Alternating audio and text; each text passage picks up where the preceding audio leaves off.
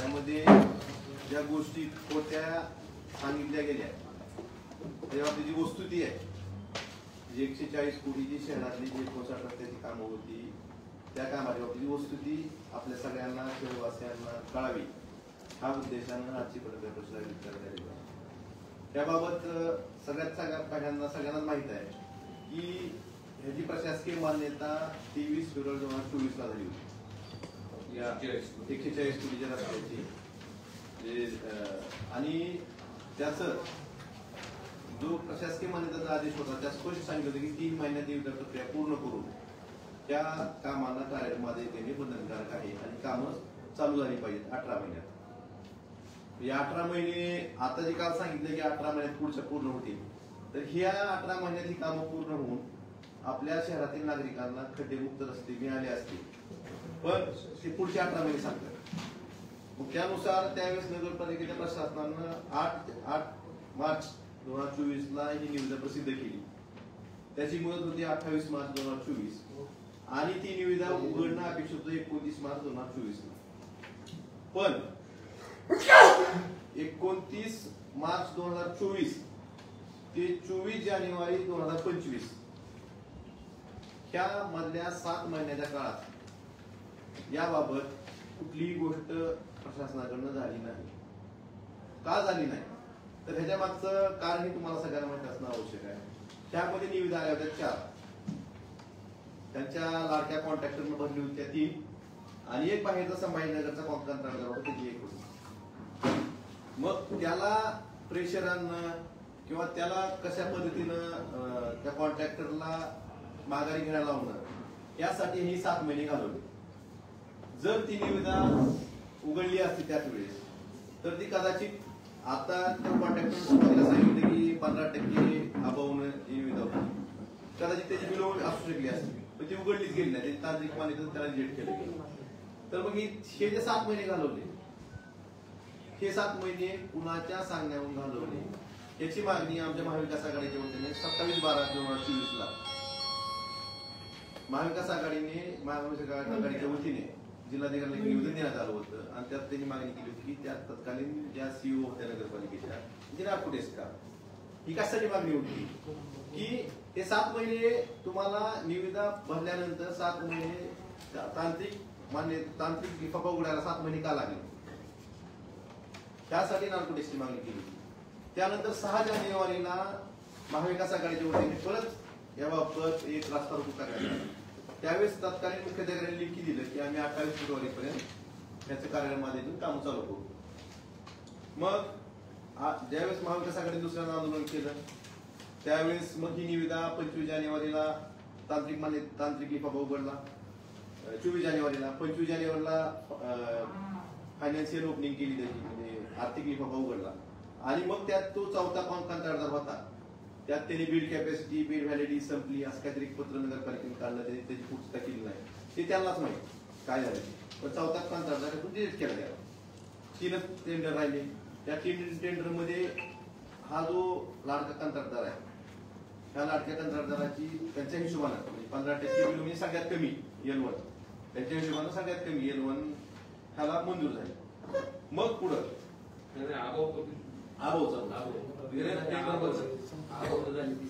त्यानंतर 15% अभाव त्याने भरली. नंतर 28/4 परत जिल्हाधिकारी कार्यालयासमोर महाविकास आघाडीच्या वतीने उपोषण करण्यात आलं. महाविकास आघाडीच्या 3 पक्षाचे पदाधिकारी उपोषणाला बसले. त्यावेळेस 30 तारखेला पालकमंत्र्यांनी स्वतः येऊन ते उपोषण सोडवलं आणि त्यात पालकमंत्र्यांनी आश्वासन दिलं की त्या बाबतीत लवकरात लवकर आणि उपोषण कशासाठी होतं हे जर आता जी शहरातली काम आहेत की 30% बिलियन बरीच शहरातली कामं चालू आहेत. मग 15% अभावनं हे जे टेंडर आहे यापेक्षा अंदाजपत्रकदारांनाच हे काम करण्यात यावं आणि लवकरात लवकर काम करण्यात यावं हे आश्वासन पालकमंत्र्यांनी त्यावेळेस उपोषणकर्त्यांना महाविकास आघाडीच्या नेत्यांनी दिलं आणि त्यानंतर हे उपोषण सोडण्यात आलं. मग त्यानंतर परत काय झालं 23 मेला एक राज्यस्तरीय प्रकल्प मान्यता समितीची बैठक झाली. त्या समितीचे अध्यक्ष होते डॉक्टर KN गोविंदराज, प्रधान सचिव नविदू समिती अध्यक्ष. त्यांनी काय सांगितलं 23 मेच्या ह्याच्यात की त्यांनी जे मुद्दे काढले त्यात त्यांनी शेवटचं म्हणजे हे वाचून दाखवतो मला फक्त की उपरोक्त सर्व बाबी विचारात घेता सदर बाबीची पूर्तता करून सदर प्रकल्पाची विहित मार्गाने फेरनिविदेची राबविण्याची समिती शिफारस केलेली आहे. समितीने शिफारस केली. फेरनिविदा राबवून कुणी सांगितलं? गोविंदराजांनी सांगितलं.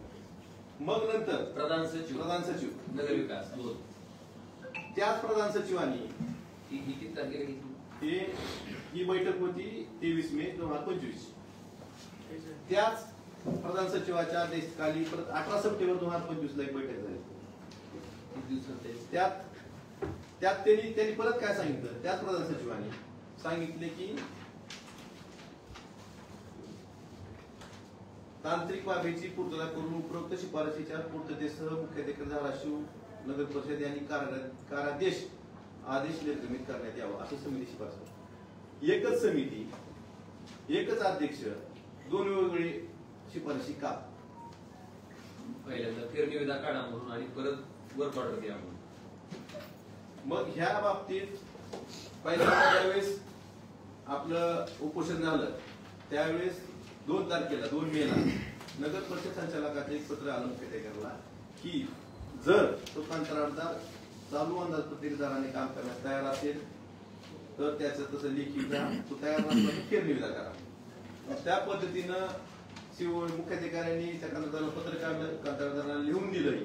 आम्ही त्या चालू निविदेप्रमाणेच आम्ही चालूदाराप्रमाणेच आम्ही काम करायला तयार आहे. त्यानंतर ही जी पहिली SLAC झाली 23 मेची, 23 मेची हे त्यानंतर झालेलं आहे. 2 मेला पत्र आलं, 1-2 दिवसात त्यांनी लिहून दिलं. 23 मेच्या थोडा अंदाजपत्रिकेदारानं निविदा काम करायला तयार असताना सुद्धा त्यावेळेस मग गोविंदराज जे अध्यक्ष प्रधान सचिव नगर विकासचे त्यांनी फेरनिविदा करण्याचा आदेश का केला, शिफारस का केली, त्याचं उत्तर शासनाला देणं गरजेचं. हे जे म्हणतात ना म्हणजे कोण आणि परत तेच सांगतात की आम्हाला तुम्ही परत याबाबत कार्यादेश आदेश पूर्तता करून हे करा, कार्यक्रम आदेश द्या.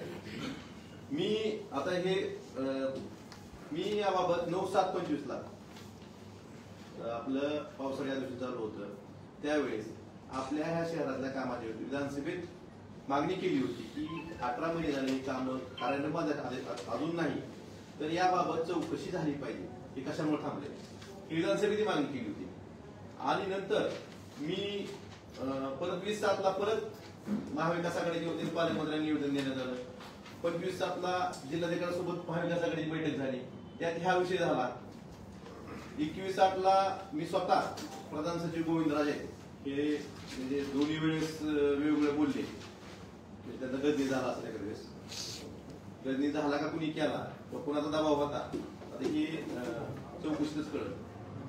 तर त्यांना भेटलो स्वतः, त्यांना पत्र दिलं आणि मी पत्र दिलं किंवा तुम्ही एकतर फेरनिविदा करा किंवा कार्यालयामध्ये द्या, काहीतरी करा. तुमच्या ह्या गोंधळात आमच्या शहरातल्या नागरिकांना जी रस्त्याची दुरावस्था आहे, काही जीव गेले, बऱ्याच लोकांचे अपघात झाले, ह्याबाबत तुमच्या म्हणजे राजकारण असेल, मुख्यमंत्री कार्यालयाचं उपमुख्यमंत्री कार्यालयाचं राजकारण असेल काय माहित नाही, पण तुम्ही ह्याबाबत निर्णय घ्या असं गोविंदराजांना प्रत्यक्ष भेटून सांगितलं. तरी पण यात काय केलेलं नाही. परत 17 तारखेला परवा पालकमंत्री महोदयाला परत महाविकास आघाडी शिष्टमंडळ भेटलं पालकमंत्र्यांना आणि त्यांना सांगितलं की याबाबत तुम्ही लवकरात लवकर कार्यालयामध्ये आदेश किंवा काय ते करायचे. आमचा महाविकास आघाडीची एकच मागणी होती, शहरातल्या रस्त्याची कामं तात्काळ चालू झाली पाहिजे. पण आम्हाला माहित नव्हतं ही निवडणूक लागण्याची वाट बघायला.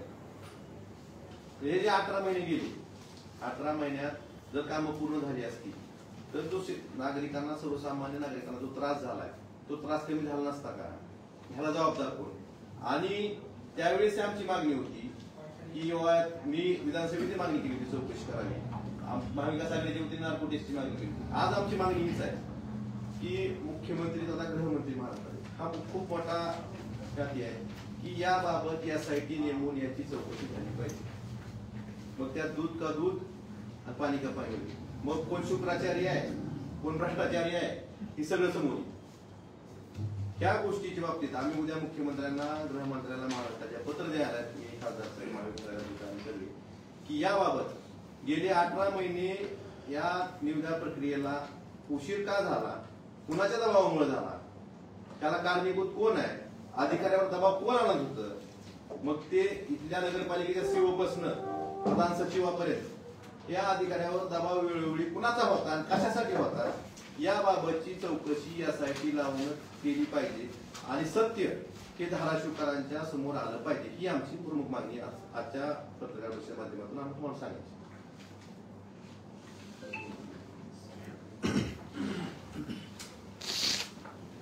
निवेदन प्रक्रियेच्या बाबतीत तर वस्तुस्थिती मान्य आमदार कैलास पाटलांनी तुमच्या सगळ्याच्या समोर केली आणि 18-19 महिन्याचा जो कालावधी कशामुळे गेला, कारण जे टेंडर वर्कआउट त्या ठिकाणी 3 महिन्याच्या आत पूर्ण करा अशा पद्धतीची ऑर्डर असताना सदरचं टेंडर फ्लॅश केल्याच्या नंतर उघडण्यासाठी 9 महिन्याचा कालावधी का लागला? का मनासारखा कंत्राटदार, मनासारखा माणूस तिथं सिलेक्ट होत नव्हता की त्याच्या पाठीमागची अडचण होती? मला वाटतंय ह्या गोष्टी आणि त्याचबरोबर ज्यावेळेस हे टेंडर 15% अभावनं दिलं गेलं होतं, कारण बाकीच्या नगरपालिकेची जी कामं आहेत ती 30% बिलवणं आता सध्या नगरपालिकेच्या कार्यक्षेत्रात सुरू आहे. असं असताना 140 कोटी रुपयाचं काम त्या ठिकाणी 15% अभावच्या दरानं देण्याच्या बाबतीत कुणी घाट घातला होता, कशामुळे केलं होतं आणि त्याच्यासाठीच हा 8-9 महिन्याचा जो कालावधी आहे तो त्यासाठीच घेतला गेला होता का? या सगळ्या बाबीचा खुलासा व्हावा ही आमची अपेक्षा आहे. आणि ह्याच्यानंतर सुद्धा काल ज्यांनी हे थांबवलं होतं काम, आज त्याला निर्लज्जपणे बिनलाजासारखं अशी लाज कशी वाटत नसेल किंवा आपल्या नाकर्तेपणामुळं, आपल्या भ्रष्टाचारी वृत्तीमुळे ही काम 18 महिने 19 महिने थांबलंय. आणि ह्याच्या बाबतीत समोरचे पत्रकार विचारतायत किंवा हे का थांबला 18 महिने, ह्याच्या बाबतीत एक शब्द बोलले आणि पुन्हा ती म्हणले की विरोधकाची लायकी काय माहिती. आता मला सांगा, फक्त लायकी पैशावर ठरली नो? लायकी ठरवायचं माध्यम पैसे आहेत का? लायकी ठरवायचं माध्यम पैसे नाही, लायकी ठरवायचं माध्यम त्या माणसाची वागणूक असते, त्या माणसाचा स्वभाव असतो, त्या माणसाचं कर्तृत्व असतं. आज त्यांना फक्त आम्हाला एवढं सांगायचंय की तुमची लायकी ही जनतेने ठरवलेली आहे आणि जनतेनं तुमची लायकी 1-1.5 वर्षापूर्वी दाखवलेली आहे. आणि दुसरं, लायकी मोजायची जी पात्रता असते ना, ती जनतेचे भ्रष्टाचार करून त्यांना ट्रस्ट हाणून कमवलेल्या पैशावर आणि त्या पैशाच्या माझावर लायकीबद्दल बोलायचं नसते. मला त्यांना एवढं सांगायचंय की त्यांच्यात आणि आमच्यात मूळ फरक हा आहे की ज्या शरद पवारांनी त्यांना 40-42 वर्ष अखंड ह्या जिल्ह्याचं मंत्री म्हणून कायम मंत्रिमंडळात ठेवलं, त्या शरद पवारांची सत्ता गेल्याच्या नंतर एका रात्रीत ही कमळाबाईकडे प्रवेश करते झाले. निष्ठा सोडून, शरद पवारांनी केलेले उपकार सोडून. त्याच्या उलट मी असेल, आमदार कैलास पाटील असतील, आम्हाला आमदारकी सुद्धा दिली, त्याचा आम्हाला कायमस्वरूपी आम्ही त्यांच्या ऋणात राहून संकटाच्या संघर्षाच्या काळात सुद्धा आम्ही उद्योगीला अंतर दिलं नाही. आम्ही त्याच पक्षात राहिलो, बरेच संघर्ष करायची वेळ आमच्यावर आली तरी. आणि दुसरी लायकी मोजायची जी पात्रता आहे, 40 वर्ष तुमचे वडील आणि तुम्ही महाराष्ट्राच्या मंत्रिमंडळात मंत्री असताना त्यावेळेस तर तुम्हाला कोण अडवायला विरोधक नव्हतं ना. मग 40 वर्षात तुमच्या मंत्रिपदाच्या कार्यकाळात हा जिल्हा दरिद्री जिल्ह्याच्या यादीत क्रमांक 3 ला जातो आणि तुम्ही मात्र श्रीमंत खासदाराच्या यादीत देशात क्रमांक 3 ला येतात. हे कसं काय शक्य झालं? मला वाटतं ही सुद्धा एक दुसरं परिमाण आहे. 40 वर्ष मंत्री असताना तुम्ही जिल्हा दरिद्री जिल्ह्याच्या यादीत घातला आणि त्याच्या उलट फक्त 2.5 वर्ष आम्ही मंत्री नव्हतो, फक्त आमच्या पक्षाचं सरकार त्या ठिकाणी सत्तेत होतं, महाविकास आघाडीचं, उद्धवजी मुख्यमंत्री होते. 1.5 वर्ष आमचा कोरोनामध्ये गेला. त्या 1 वर्षात आम्ही शासकीय वैद्यकीय महाविद्यालय ह्या धाराशिवला मंजूर करून घेतलं आणि ते चालू झालं. त्याचबरोबर ह्या धाराशिवचा सगळ्यात महत्वाचा कृष्णा मराठवाडा सिंचन प्रकल्पाचा प्राधान्यक्रम, जे आज रामदारा तलाव तुम्हाला दिसतोय, 10 वर्ष झालं बांधून त्या तलावाला, त्याच्यामध्ये धाकटी बॅरेज पासून रामदारा तलावापर्यंत जे कामं प्राधान्यक्रमात नव्हते ते कामं प्राधान्यक्रमात घ्यायचं काम सुद्धा फक्त 2.5 वर्षाच्या सत्ताच्या काळात मंत्री नसताना मी आणि आमदार कैलास पाटलांनी त्या ठिकाणी तो जी आर काढून ती कामं प्राधान्यक्रमात घेतली. ज्याच्यामुळे आज काही दिसतंय ना ते ही आमची 2 कामं आहेत फक्त 1 वर्षात सत्तेतल्या मंत्री नसतानाची. आणि त्यांच्या 40 वर्षाचा कार्यकाळ तुम्हाला माहिती आहे, दरिद्री जिल्ह्याच्या यादीत धाराशिव नंबर 3 ला. आणि अजून तिसरी एक पात्रता असती, लायकी ठरवायची. आज ती जी सांगते ना लायकी, पद्मसिंह पाटलाच्या घराण्यानं ह्या जिल्ह्याला फक्त लुटायचं आणि लुटायचंच काम केलंय, ती सोडून दुसरं कुठलंही काम केलेलं नाही. आणि त्याच्या पुढचं शताब्दीपासून वृत्ती जी असते ती अशी आहे की खासदारकी लागली तर स्वतःची बायको, आमदारकी लागली स्वतः किंवा स्वतःचा मुलगा. आणि दुर्दैव असं आहे की आता स्थानिक स्वराज्य संस्था लागतात आणि स्थानिक स्वराज्य संस्थाला त्या ठिकाणी सामान्य कार्यकर्त्याला आपण संधी देत असतो की त्याला त्या ठिकाणी कुठेतरी वाव राहावा. तिथं सुद्धा अध्यक्षपद ओपन महिलेला राखीव सुटलं की तिथं सुद्धा सामान्य कार्यकर्ता दिसत नाही. तिथं सुद्धा स्वतःची बायकोच त्या ठिकाणी अध्यक्ष व्हावी अशा पद्धतीची भावना ज्या घराण्याची आहे. मला वाटते त्याच्या बाबतीत आणि त्याच्या उलट पक्षी आमच्याकडं, आमच्या पक्षामध्ये आमच्याकडं आज उद्धवजींच्या माध्यमातून कैलासदादा जे सरपंच असताना माणूस आज त्या ठिकाणी आमदार म्हणून आहे. आणि लायकीचं कसं असते, आपण जेव्हा जिल्ह्याचे नेतृत्व म्हणून सांगतो ना, तेव्हा जिल्ह्यात आपल्या नेतृत्वाखाली किती आमदार निवडून आले हे सुद्धा सर्वसामान्य लोक बघत असतात. मला वाटतं स्वतः सोडून तर दुसऱ्याचा स्वतः सुद्धा कशा पद्धतीने आले ह्याचं तुम्हाला सगळ्यांना सुतवाच आहे. त्याच्यामुळं आमची लायकी जी ठरवायची जनतेनं आमची लायकी आम्हाला निवडणुकीत निश्चितपणे आमची दाखवून दिली आहे. तुमची त्या ठिकाणी पात्रता नाही आमची लायकी ठरवण्याच्या बाबतीत किंवा आमच्यावर बोलण्याची. आम्ही जे काम केलंय ते निष्प्रभ भावनेनं केलंय आणि आज तुम्ही फक्त पैशाच्या माझावर, पैशाच्या ताकदीवर जे की इथल्याच लोकांचं शोषण करून तुम्ही कमावलेले आहेत. आणि आम्ही जसं धाराशिवचं शासकीय वैद्यकीय महाविद्यालय आम्ही धाराशिवला केलं, आम्ही नेरूळला घेऊन गेलो नाही किंवा आम्ही नफेखोरीची वृत्ती तिथं वापरली नाही. तुमच्या माहितीसाठी त्या धाराशिवच्या शासकीय वैद्यकीय महाविद्यालयाचा जो कॅबिनेटचा ठराव होता तो पब्लिक प्रायव्हेट पार्टनरशिपवर झाला होता.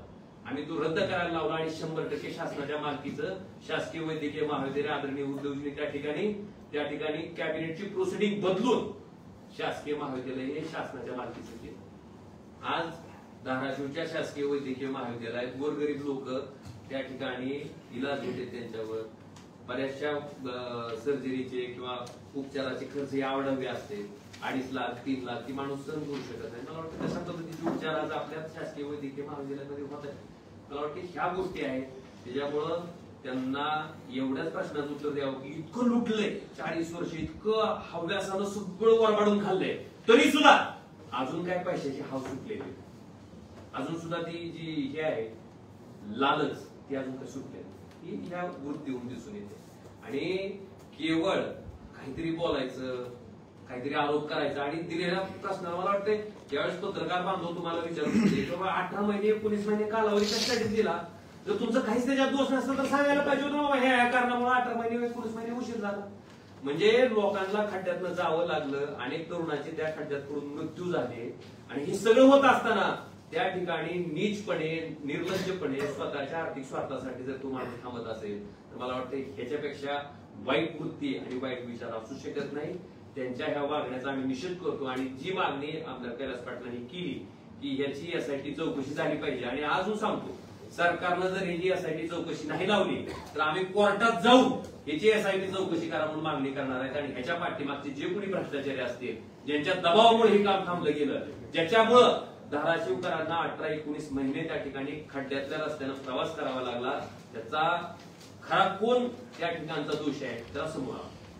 अजून एक आहे, आम्ही जे म्हणतो आपल्या जिल्ह्याचे पालकमंत्री त्यांनी सुद्धा नगरविकास मंत्र्याला 30 सप्टेंबरला एक पत्र दिलेलं आहे. त्यात त्यांनी स्पष्ट म्हणलं की धाराशिव नगर परिषद सुवर्ण जयंती नवरत्न अभियानच्या 59 कामाच्या 18 सप्टेंबर 25च्या कामाच्या बैठकीची स्थगिती देण्याबाबत आणि त्याला उपमुख्यमंत्री तथा नगरविकास मंत्र्यांनी त्या प्रधान सचिवांना सांगितलं की अप्रमाणे तात्काळ कारवाई करावी. मग पालकमंत्र्यांनी का तक्रार केली याची? त्याचं म्हणणं काय की 18 सप्टेंबरच्या बैठकीत जे झालं, 23 मेच्या बैठकीत जे त्रुटी काढल्या होत्या त्या त्रुटीची पूर्तता न करता, कारण त्यांनी सांगितलं की त्याच्या पत्रात आहे रस्ता निवडलेली बीड कॅपॅसिटी बीड व्हॅलिडिटी कारणे आदेश येण्याच्या अवकाश कळून आले आहे, परंतु सदर रस्ते विकास निविदेची बीड व्हॅलिडिटी ही 6 महिने इतकीच होती. हे कोण म्हणतंय? पालकमंत्री म्हणतात. तर पालकमंत्र्यांनी नगर विकास मंत्र्यांना लेखी पत्र देऊन याबाबत सुद्धा म्हणजे सांगितलं की ही जी 18 सप्टेंबरची दुसरी जी बैठक झाली, म्हणजे पहिल्यांदा वेगळं बोलतात गोविंदराज, नंतर वेगळं बोलतात. आमचं म्हणणं एवढंच आहे की तुम्ही ह्या गोष्टी म्हणजे का झाल्या, उशीर का होतोय आणि ह्याच्यावर दबाव कोणाचा आहे, म्हणजे नगरपालिकेच्या सीओ पासून प्रधान सचिव नगर विकास पर्यंत कोणाचा दबाव आहे, त्यात कोण कोण भ्रष्टाचारानं बरबटलेला आहे, त्याची चौकशी ज्यावेळेस यासाठी होईल सगळं समोर येईल. ह्या सगळ्यांनी चौकशी झाली पाहिजे. आणि अजून एक काल मी प्रेस नोट म्हटलं की 60 कोटी रुपये वाचले. काय सांगितलं की ही कामं आता चालू दराप्रमाणे होणार नाहीत, 23-24च्या दराप्रमाणे होणार. बरोबर आहे. मला त्यांना सांगायचंय की सध्या महाराष्ट्रात जो DSR आहे, दर सूची आहे, ही 22-23चीच लागू आहे. तुमची वैयक्तिक कुठल्या कंत्राटदाराची दर सूची लागू नाही. तुम्ही कुणालाही विचारा. आता जो DSR सध्या लागू आहे सगळ्या डिपार्टमेंटला हा 22-23चाच आहे. त्यामुळे हे 23-24च्या दराप्रमाणे कंत्राटदार काम करणार. म्हणून कंत्राटदाराची पाठ ठोकायचं किंवा कंत्राटदाराचं कौतुक करायचं, हे जर कोण करत असेल तर मग ह्यात त्यांना अभ्यासात सल्ला सांगायला देतात दुसऱ्याला. ते आता सध्या दर सूची कुठली लागू आहे, 22-23 चालू आहे. आणि तुम्ही काय सांगता की 23-24 प्रमाणात काम होणार आणि यात 60 कोटी रुपये शहरवासियांचे वाचणार. चालू दराप्रमाणे केल्या तर 60 कोटी रुपये जास्त लागले असते. मला काय विचारायचंय, जर चालू दर परत फेर निविदा झाली असती तर बिलो आलं नसतं का? आज शहरातली कामं 30% बिलो नसतात आहेत ना, 30% बिलो. बिलो आले नसते का? कशावर तुम्हाला अधिक म्हणजे अधिकच्या दराने मंजूर करायचं नाही, मुख्यमंत्र्यांचा निर्णय आहे तुम्हीच सांगता. अधिक दरांचा विषयच नव्हता. आणि अजून त्यात दुसरं, केंद्र सरकारनं जीएसटीच्या दरामध्ये काही कपात केलेली आहे. सिमेंटचे दर असतील 28% जीएसटी 18% आणले. ह्यात उलट म्हणजे अजून त्याचं शासन निर्णय आलेला नाही. उलट त्या कामाच्या ह्याच्यात वाढ होऊ शकते कामात जीएसटी कमी केल्यामुळे. जीएसटी कमी केला तर म्हणजे हे काय ते सप्ताह साजरा करते, म्हणजे त्या पैशात काम जास्त होईल का कमी होईल? त्यामुळं उगाच काहीतरी पुन्हा बोलता. आपण आपल्या शहरवासियांना भ्रष्टाचारासाठी 18 महिने खड्ड्याच्या गर्दीत लोटलेला आहे. आणि ते जर परत कोणी श्रेय घ्यायचा प्रयत्न करत असेल तर याच्या जेवढं दुर्दैवी कोणीच नाही असं मला वाटतंय. आणि याची SIT चौकशी झालीच पाहिजे. आणि ह्याचं दूध पाणी का पाणी झालं पाहिजे. आमची तयारी आहे, तुम्ही तयारी ठेवा. जर तुम्ही दोषी नाही तर तुम्ही तयारी ठेवा. यासाठी आमची तयारी आहे. त्यांनी काल म्हणले की तारीखवार ठरवा म्हणून तारीखवार आपल्या शिवाय चौकाच्या पुढे नाही तर आई तुळजाभवानीच्या मंदिराच्या पुढे ठेवा म्हणून, म्हणजे देव तरी पुढे ती खरं कोण खोटं कोण तिथं सिद्ध. माझी तयारी आहे. कधी माझी कैलास पाटलाची आमच्या दोघांची बी तयारी आहे. या म्हणून चर्चेला काय हरकत नाही. समोर बसून करू ना चर्चा. तिथून कोणतरी टिलू पाठवायचं, त्या टिलून पुन्हा पिलू करायचं. त्याच्यापेक्षा समोरासमोरच बसू, समोरासमोर बसू आणि करू. ह्याच्यावर त्यांचं म्हणणं आहे, त्यांचं आव्हान आहे ना बाबा समोरासमोर या समोरासमोर काय हरकत नाही. कधी बसायचं सांगा, तारीख वार वेळ ठरवा. कारण मागच्या वेळेस हे तुम्ही हा साक्षीदार काय झालं त्याच्यात तारीख वार वेळेस.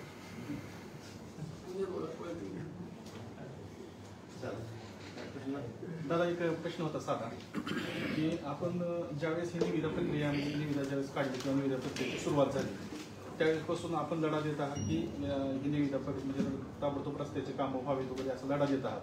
मग 15% अभावानं निविदा मंजूर व्हावी आणि ते काम सुरू व्हावं हाच तुमचा उद्देश होता असा आता निघत आम्ही उपोषण कशासाठी केलं महाराष्ट्रासाठी? 15% अभावानं काम देऊ नये म्हणून उपोषण होतं. उपोषण त्यासाठी होतं. त्या दिवशीच पालकमंत्र्यांनी आश्वासन दिलं की 15% अभावानं का आमचं उपोषण महाविकास आघाडीने आंदोलन केलं की ह्या 15% अभावानं त्यांना देऊ नका. बाकीची काम आदित्य नगरपालिका ह्यात हिस्सा नगरपालिकेचा सुद्धा. आदित्य नगरपालिकेची परिस्थिती बिकट आहे. त्यात पण 15% अभावानं मग अजून खर्चात वाढ होईल, नगरपालिकेच्या कर्जाचा बोजा वाढेल. म्हणून आमचं म्हणणं होतं की ऍज पर डेटनच ही निविदा झाली पाहिजे आणि ती तात्काळ काम चालू आहे. तीच आमची मागणी. आता ऑर्डर होणार आहे यासाठी चौकशीची मागणी करत आहे. ते काम स्थगित होतील काम चालू झाली पाहिजे.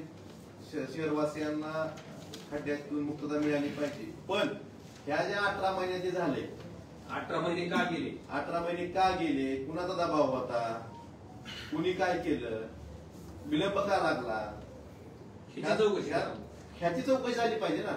आणि 18 महिने ज्या लोकांमुळे ह्याला उशीर झाला, त्यात जे जीव गेले, त्यात जे अपघात झाले, त्याला जबाबदार कोणतं ठरवलं पाहिजे जबाबदारी. त्यात चौकशी आम्ही आलो तर आम्ही दोषी ठरतात. चौकशी झाली पाहिजे. आम्ही यासाठीची मागणी करतो. म्हणूनच आम्ही बरोबर ह्यांनी जर नाही केली तर आम्ही स्वतःहून कोर्टात जाणार आहे आणि कोर्टाकडनं मागणी करणार आहे. आणि एक सगळ्यात महत्वाचा यातला गंभीर विषय, नगर विकासाचा प्रमुख सचिव, नगर विकास विभाग 2 त्याच विभागाचा सचिव पहिल्यांदा बैठक घेतो आणि त्या बैठकीत सांगतो की फेरनिविदा प्रक्रिया राबवा, आणि तोच सचिव परत दुसऱ्यांदा बैठक घेतो आणि त्यावेळेस सांगतो की तुम्ही कार्यारंभ आदेश द्या. नेमकं काय झालं होतं, कशामुळं? म्हणजे सचिव नावाचा प्राणी तर काय वेडा नसतो की, कशामुळे बदल झाला त्यांच्या मनात, काय परिवर्तन झालं? बरं, फेरनिविदा काढा म्हणून सांगणारा सचिव सांगतो की तुम्ही कार्यारंभित आदेश द्या. का? पण नगरपालिकेवर तुमची सत्ता असताना तुम्ही ड्रेनेजची योजना आणली आणि त्याच्यामुळे शहरातल्या नागरिकांचं नुकसान झालं असं तुमचं मत आहे. कुणाचं ड्रेनेजची योजना आणली म्हणून शहरातले रस्ते खराब झाले म्हणून तुम्ही टेंडर आणला म्हणजे जहारीतले शुक्राचार्य जहारीतला कोण शुक्राचार्य तिथं सांगे. शुक्राचार्य भ्रष्टाचार्य कोण आहे सगळ्यांनी म्हणा. समजा ड्रेनेजमुळे रस्ता खराब झाला म्हणून हे मंजूर असलेले रस्ते होऊ द्यायचे नाही आणि नागरिकांना त्रास होऊ द्यायचा, आणि परत आमच्या शब्द द्यायला मोकळे की हे ड्रेनेजमुळे रस्ते खराब झाले. ह्यातून कळते ना कोणाचा उद्देश काय होता ते. राजकारणासाठी सर्वसामान्य नागरिकाला त्रास द्यायचा जो उद्देश होता त्यांच्या स्वतःच्याच वाक्यातून किंवा स्वतःच्या बोलण्यातून सिद्ध झालं. लाडक्या कंत्राटदाराला मिळाले. कोण आहे कंत्राटदार? कोण आहे लाडका कंत्राटदार? शोध घ्या की तुम्ही तेवढी सगळं आम्हाला एवढा तर अभ्यास करा की. तुम्हाला लय अभ्यास करायला लावते, तुम्ही घ्या शोध घ्या. सोशल मीडियावरती एक पोस्ट व्हायरल होती, म्हणजे विरोधक सत्ताधारी जे आता आहेत की आपण 10 वर्ष, त्या 10 वर्षामध्ये 2.5 वर्ष आपली सत्ता होती, त्यावेळेस आपण जिल्ह्यासाठी व या 10 वर्षात जे आपण संघर्ष करतात त्यामध्ये जिल्ह्याच्या विकासासाठी आपण काय केलं असं ते सोशल मीडियावरती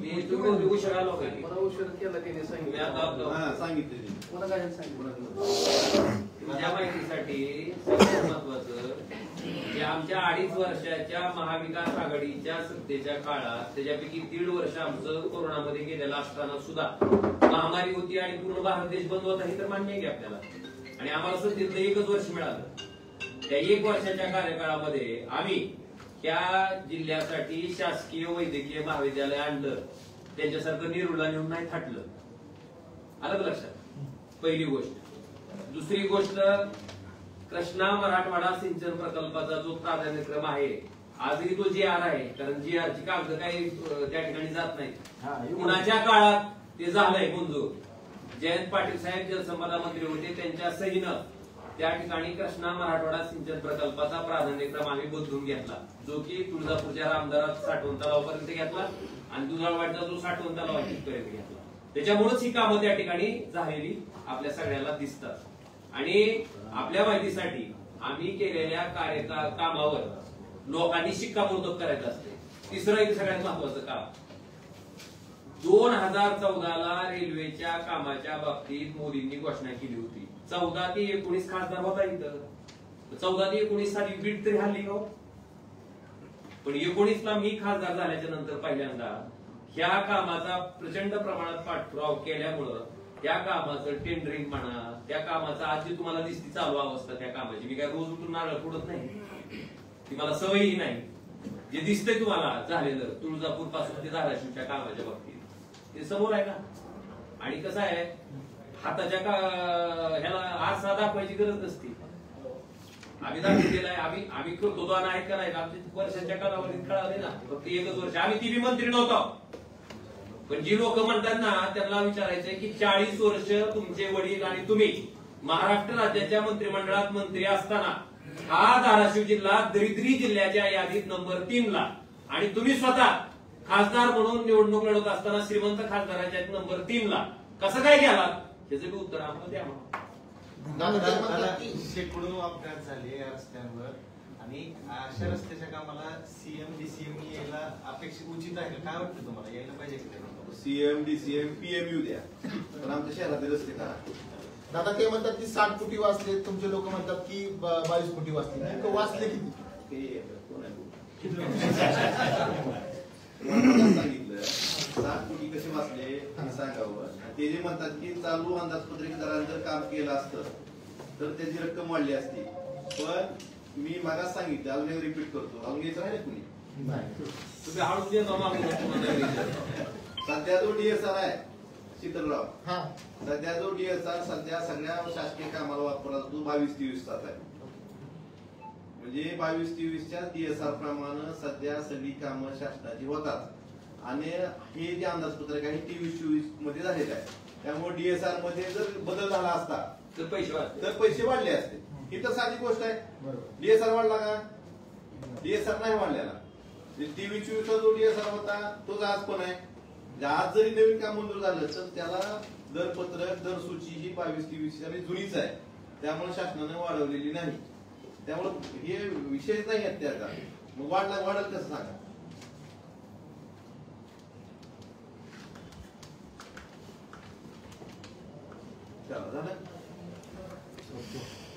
आणि आमचा मूळ प्रश्न इतकाच आहे की गल्ली पासून ते दिल्ली पर्यंत आपल्या पक्षाचं सगळीकडे सरकार असताना त्या निवडणुका प्रक्रियेला 18 महिन्याचा विलंब का झाला एवढ्याच मुख्य प्रश्नाचं उत्तर त्यांनी द्यावं. म्हणजे आणि ह्याच मुद्द्यावर आपल्याला समोर आणि समोर